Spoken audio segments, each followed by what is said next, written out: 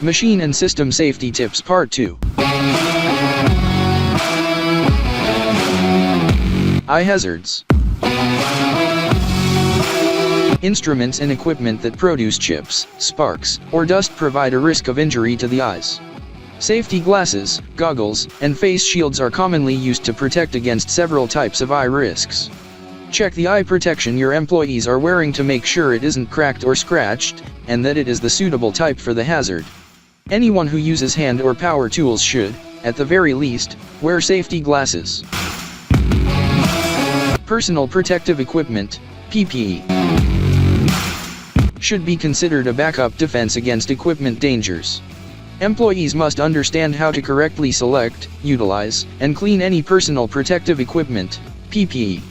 PPE degrades over time and has limitations in terms of hazard protection. Your employees should be aware of these limitations.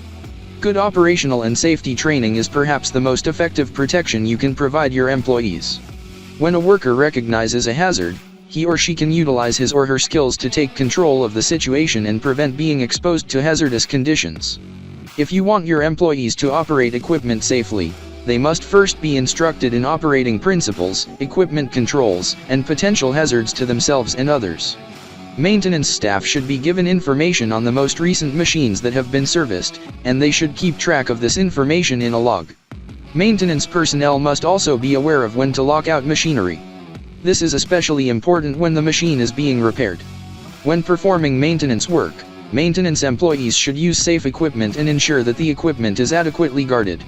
Working properly and adhering to safety rules makes you much more productive. We only ask that you do your work properly and safely. For more information, call 469-370-7501 or visit interstateheavyequipment.com.